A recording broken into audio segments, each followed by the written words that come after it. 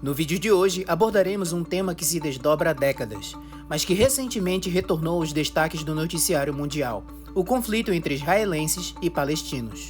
No dia 7 de outubro, o território de Israel foi palco de uma série de ataques graves realizados pelo Hamas. O grupo terrorista foi responsável por bombardeios e destruição sem precedentes, além de perseguir, atacar e torturar civis, inclusive com a realização de sequestros em massa. Mas o que motivou o ataque?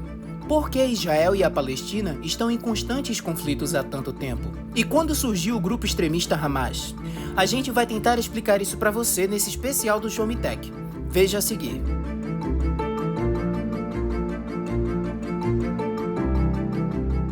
Para começar a entender como surgiu o Estado de Israel, primeiro é preciso explicar o que é sionismo. O sionismo é um movimento político que surgiu no final do século XIX, cujas raízes podem ser traçadas ao jornalista húngaro-judeu Theodor Herzl. Ele defendia a criação de um Estado nacional soberano, que abrigasse os judeus na região da Palestina, local onde historicamente existiu um antigo Reino Unido de Israel e Judá.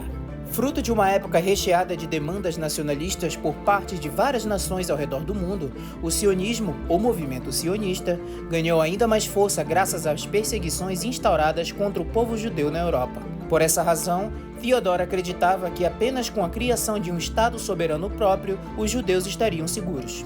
O primeiro Congresso Sionista Mundial foi realizado em 1897 e marcou o início da organização do movimento. Nesse congresso, os líderes sionistas discutiram a ideia de estabelecer um Estado judeu na Palestina.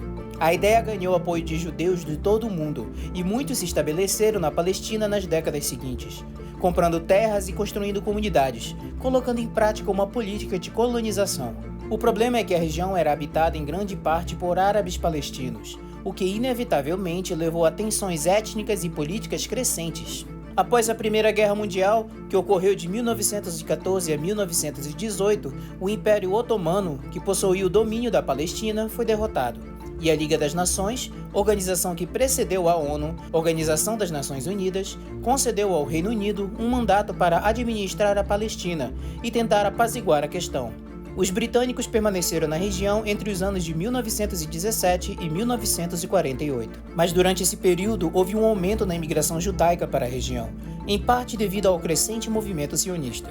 E isso criou tensões entre a população judaica e árabe local, que se sentiu ameaçada pela chegada dos judeus.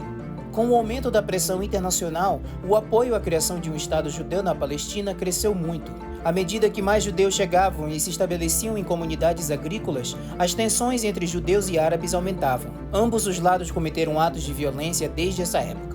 Na década de 1930, os britânicos começaram a restringir a imigração judaica.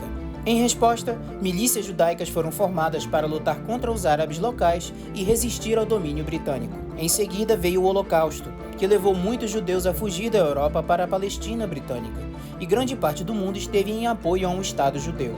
Entre 1941 e 1945, a Alemanha nazista e os seus colaboradores assassinaram sistematicamente cerca de 6 milhões de judeus em toda a Europa, mais ou menos 2/3 da população judaica na região. Em 1947, a recém-fundada ONU aprovou o Plano de Partilha da Palestina, que sugeria dividir o território entre um Estado judeu e um Estado árabe, com Jerusalém sob administração internacional.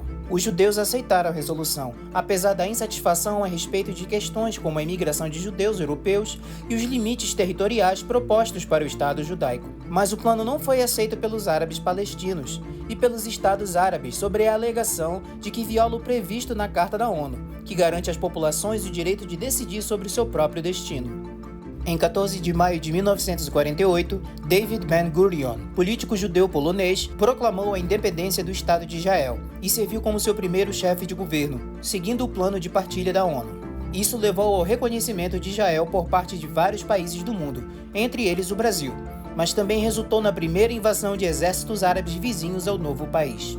A Guerra de Independência de Israel, ou Primeira Guerra Árabe-Israelita, se seguiu pelo ano de 1948, como resposta de uma junção de diferentes nações árabes contra a criação do Estado de Israel. As forças árabes contavam com contingentes militares do Egito, Síria, Líbano, Transjordânia, Iraque, além de, é claro, forças árabes palestinas.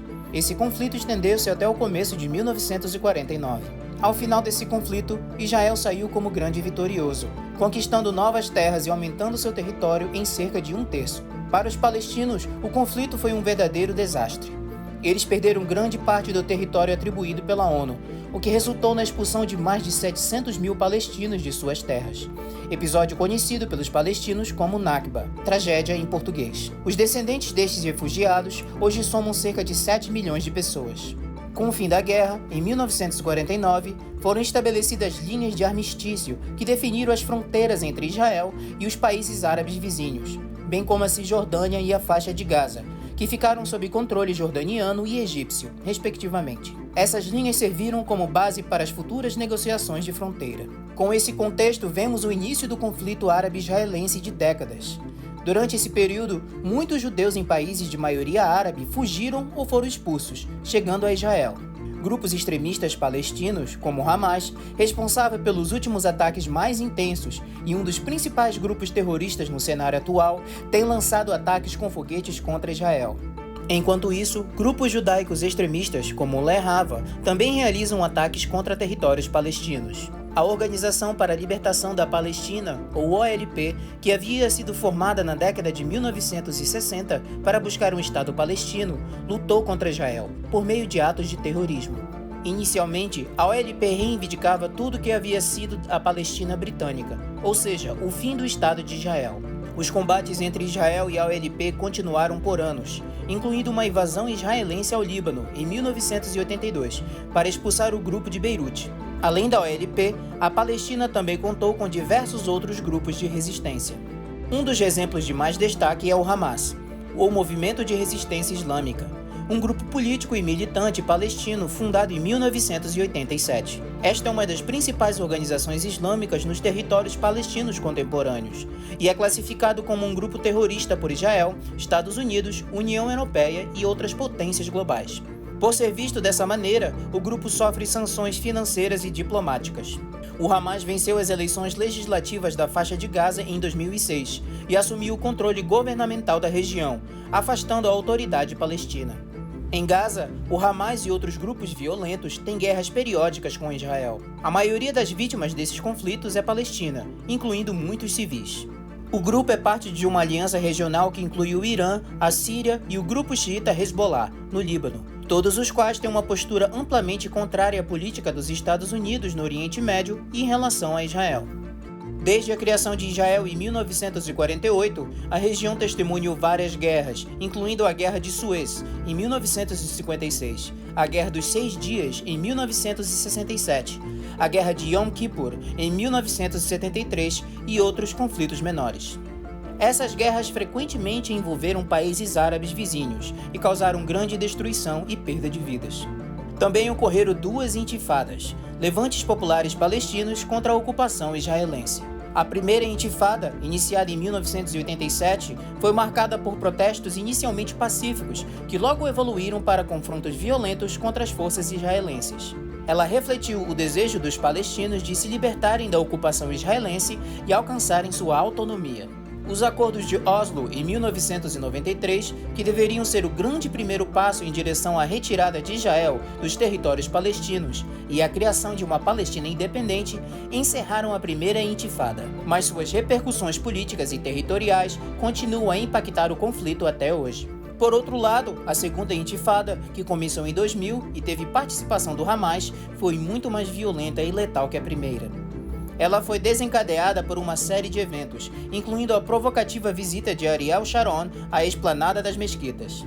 A violência escalou rapidamente, com ataques terroristas palestinos e respostas militares israelenses.